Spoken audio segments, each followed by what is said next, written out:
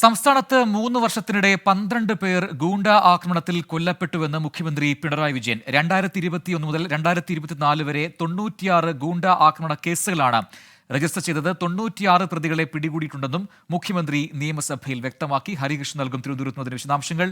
ഹരി പറയൂ.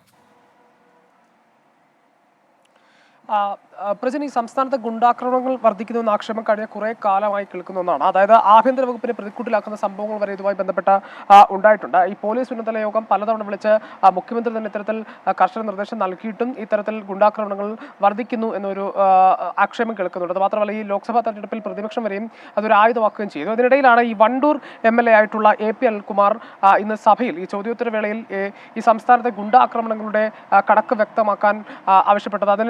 അതിന് മറുപടി എന്നോണം ആഭ്യന്തരമന്ത്രി കൂടിയായിട്ടുള്ള മുഖ്യമന്ത്രി പിണറായി വിജയൻ ഈ കണക്ക് അവതരിപ്പിക്കുകയായിരുന്നു. ഈ 2021-24 കാലഘട്ടത്തിൽ 96 കേസുകൾ ഇതുമായി ബന്ധപ്പെട്ട് രജിസ്റ്റർ ചെയ്തിട്ടുണ്ട്. ഈ കാലഘട്ടത്തിൽ ഗുണ്ടാക്രമണങ്ങളിൽ 12 പേർ കൊല്ലപ്പെട്ടിട്ടുണ്ടെന്നും 104 പേർക്ക് പരിക്കേറ്റിട്ടുണ്ടെന്നും 96 പേർ പ്രതികളെ പിടികൂടിയിട്ടുണ്ടെന്നും മുഖ്യമന്ത്രി സഭയെ അറിയിച്ചിട്ടുണ്ട്.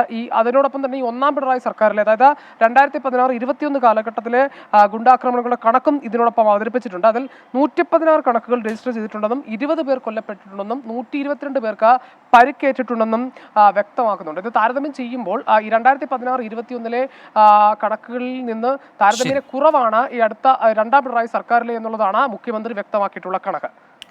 ഹരികൃഷ്ണനാണ് വിശദാംശങ്ങൾ നൽകിയത്.